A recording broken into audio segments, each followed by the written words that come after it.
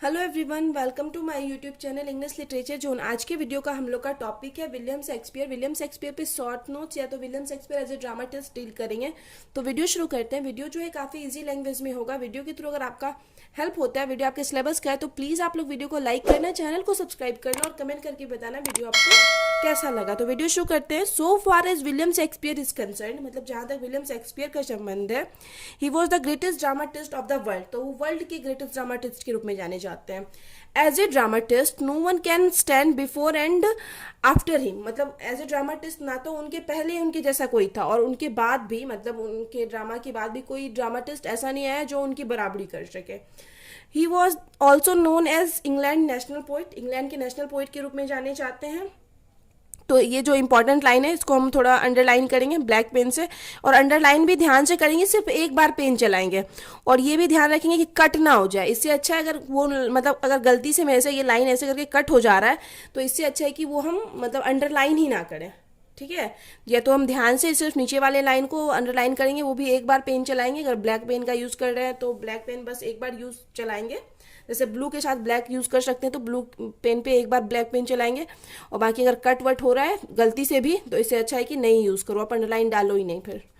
And bard of Avon, bard of Avon भी कहा जाता है विलियम शेक्सपियर को। तो इस चीज़ में पेशेंस लगता है आपसे, अगर जल्दी नहीं हो पा रहा है क्योंकि एग्जाम में ढेर सारा आंसर लिखना है तो आप ये चीज़ ड्रॉप भी कर सकते हो, क्योंकि वर्ड को कट करने से अच्छा है कि ये चीज़ को ड्रॉप कर दो और बहुत कम, या फिर एंड में टाइम बचे तो कर रहे हैं थोड़ा बहुत अंडरलाइन जो जो इंपॉर्टेंट लग रहा है, जब जिस टाइम हम लोग फिर से रिवीजन करेंगे या फिर से कॉपी देखने का टाइम रहा तो।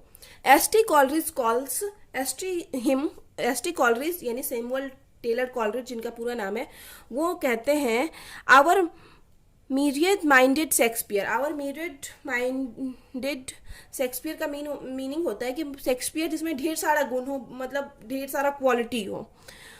In his whole literary career, he wrote approximately 37 plays। अपने पूरे लिटरेरी करियर में विलियम शेक्सपियर मतलब लगभग 37 प्लेज लिख रखे हैं, इंक्लूडिंग जिसमें कि शामिल हैं 17 कॉमेडीज, 10 हिस्टोरिकल प्लेज, 10 ट्रेजेडीज, ये सारा शामिल है। टोटल आप ऐड करोगे 37 हो जाएगा। ये अप्रोक्सीमेटली है, कहीं कहीं आपको 39 भी मेंशन मिलेगा। एंड 154 सोनेट, और सोनेट 154 लिख रखे हैं, ये हम पहले भी बहुत सारे वीडियो में बताए हुए हैं। Shakespeare undoubtedly possess the quality of universality in his drama, मतलब यूनिवर्सैलिटी वाला क्वालिटी दिखाते हैं, मतलब जो सभी लोगों के साथ साझा किया जा सके ऐसा क्वालिटी दिखाते हैं, शेयर किया जा सके अपने ड्रामा में। So Ben Jonson says about him, इसलिए बेन जॉनसन जो है पोइट, उनके बारे में कहते हैं he was not of an age but for all time, कि सिर्फ एक एज से नहीं है या एक एज के लिए नहीं है, वो हर टाइम के लिए। फिर आगे है Shakespeare literary life spend a long 24 years from 1588 to 1612, मतलब उनका जो लिटरेरी लाइफ मतलब साहित्यिक करियर जो था ना विलियम शेक्सपियर का, वो 1558 से शुरू होकर 1612 तक चला है, मतलब टोटल 24 ईयर चला है, मतलब 24 ईयर तक वो राइटिंग करते रहे। It has been divided into 4 phases और स्टेजेस। तो इस मतलब वो जो 24 ईयर का जो इनका मतलब रहा लिटरेरी करियर, उसको 4 फेजेस या 4 स्टेजेस में बांटा गया है। According to change in style and thought, उनके स्टाइल में जो मतलब चेंज आया टाइम के साथ और थॉट में, उस हिसाब से इसको 4 पीरियड मतलब 4 फेज में बांटा गया है। सबसे पहला आता है फेज 1, तो फेज 1 को भी हम अंडरलाइन कर रहे हैं। Phase 1, this period extend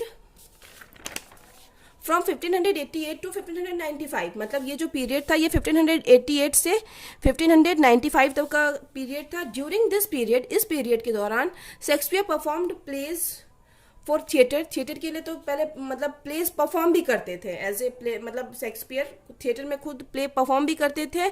and road some comedies, और लिखे उस टाइम कुछ comedies, tragedies and historical play लिखे, नेम जिसका कि नाम नीचे दिया हुआ है। हेनरी 6 लिखे जिसका कि पार्ट 1, 2 और 3 लिखे। हेनरी 6 का पार्ट 3 पार्ट आया। Comedy of errors, a midsummer night's dream, Romeo and Juliet, love's labour's lost, तो ये सारा प्लेस ये फर्स्ट फेज में लिखे। अब सेकेंड फेज आता है। Phase second extends from 1595 to 1601, तो 95 से 1601 तक चला ये। ड्यूरिंग दिस टाइम, इस टाइम के दौरान सम ग्रेट कॉमेडीज, कुछ great comedies and historical drama were written, कुछ ग्रेट मतलब महान कॉमेडीज और ग्रेट ड्रामा लिखा गया। This period is also known as comic period, या पीरियड कॉमिक पीरियड के नाम से भी जाना जाता है। During this period Shakespeare road, इस पीरियड के दौरान शेक्सपियर जो लिखे हुए हैं वो लिखे हुए the merchant of Venice, much ado about nothing, twelfth night, as you like it, Henry 6 का पार्ट 1 और 2, और फिर हेनरी 5, ये सब प्लेस लिख रखे हैं। फेज 2 में अब आता है phase third extends from 1601 to 1608, 1601 से लेके 1608 तक जो रहा वो फेज थर्ड रहा। 4 major tragedies were written during this period, और 4 मेजर ट्रेजेडीज शेक्सपियर का जो है ना 4 मेजर ट्रेजेडीज जो है इस एज में लिखा गया, जो कि है Hamlet, Othello, King Lear, Macbeth. ये सारा वीडियो लगभग इस सारे टॉपिक पे वीडियो हम अपलोड कर रखे हैं ये चारों पे। फिर आगे है रोमन प्लेस, और इसी टाइम जो है ना कुछ रोमन प्लेस भी लिखे थे शेक्सपियर, सच एज जैसे कि Julius Caesar, Antony and Cleopatra were written during this period, ये सब भी इसी टाइम लिखा गया। कौन कौन? Julius Caesar, Antony and Cleopatra were written during this period. He also wrote other comedies, और कुछ दूसरा कॉमेडीज भी लिख रखे जैसे all well, that's ends well, Troilus and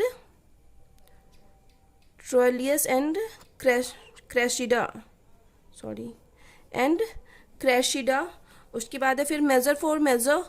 this comedies are not light, मतलब ये कॉमेडी एंड कॉमिक, लाइट और कॉमिक मतलब नहीं होते थे, जैसे कॉमेडी के टाइप का नहीं होता था, बट सीरियस एंड रिप्रीहेंसिबल, सीरियस होती थी और रिप्रीहेंसिबल मतलब कॉमेडी होता था लेकिन सीरियस कॉमेडी होता था। This period is also known as out of depth, इस पीरियड को मतलब आउट ऑफ डेप्थ के नाम से भी जाना जाता है। फिर आगे है फेज 4 और फाइनल फेज, सबसे एंड वाला फेज है। The fourth period extend from 1608 to 1612 तक चला। This is the romantic period of Shakespeare dramatic career का रोमांटिक पीरियड था। The plays of this period are not definitely to be classed as either comedy or tragedy, mainly तो वो comedy or tragedy लिखते थे, लेकिन इस जो fourth phase का जो उनका मतलब प्ले था वो ना तो कॉमेडी था ना ही ट्रेजेडी वाले क्लास में आता था। उसमें कौन कौन है? Cymbeline and the winter's tale and the tempest is the perfect example of Shakespeare romantic play. ये 3 जो है काफी परफेक्ट मतलब एग्जाम्पल है शेक्सपियर की रोमांटिक प्लेस का। फिर आगे है art of the characterization in Shakespeare's play. तो शेक्सपियर के प्ले में चरित्र निर्माण की कला, क्योंकि ढेर सारा प्ले लिखे हैं शेक्सपियर, तो इतना सारा मतलब कैरेक्टर भी मतलब माइंड में लाए होंगे, डील किए होंगे, सारे कैरेक्टर को एक दूसरे से कनेक्ट किए होंगे, तो उसी चीज़ के आर्ट को पढ़ेंगे कि कला क्या मतलब शेक्सपियर के कैरेक्टराइजेशन के बारे में।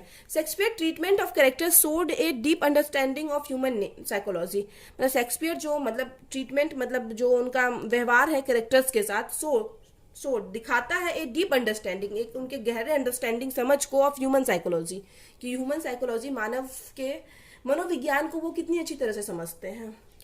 मोर ओवर इसके अलावा his characters are completely true of to life, मतलब बिल्कुल लाइफ से कैसे रिलेटेड होते थे, सत्य होते थे उनके कैरेक्टर्स।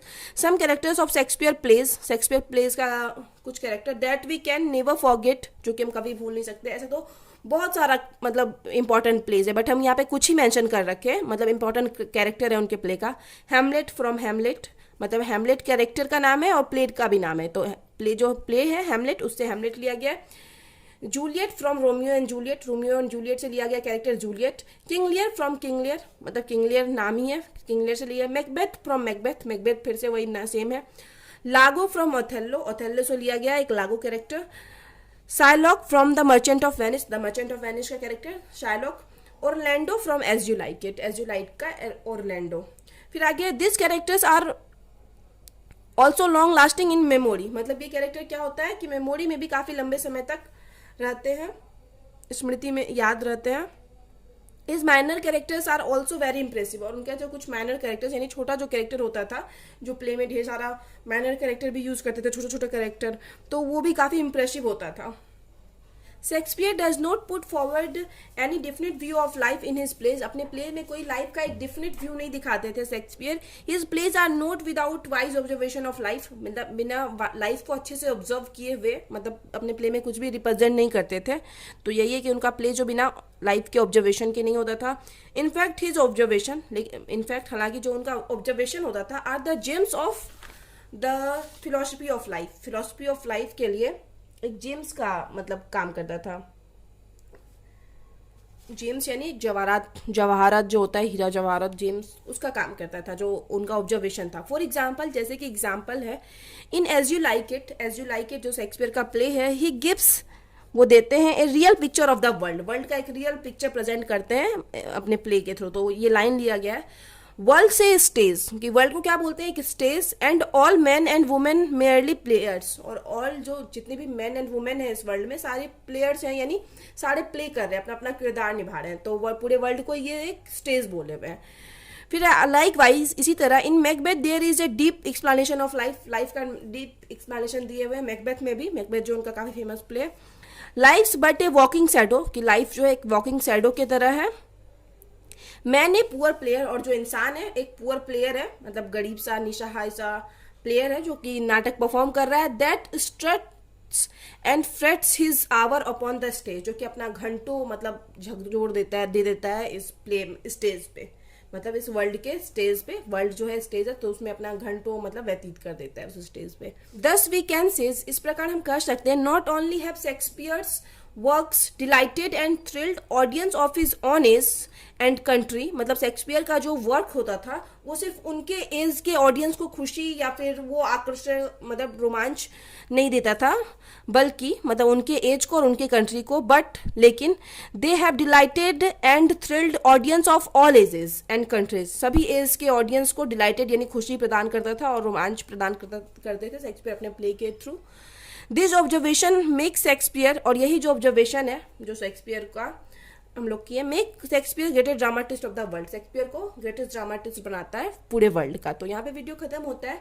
वीडियो अगर आपको अच्छा लगा, आपके लिए हेल्पफुल है, तो प्लीज आप लोग वीडियो को लाइक करना, चैनल को सब्सक्राइब करना और कमेंट करके बताना वीडियो आपको कैसा लगा। तो मिलते हैं नेक्स्ट वीडियो में नेक्स्ट टॉपिक के साथ।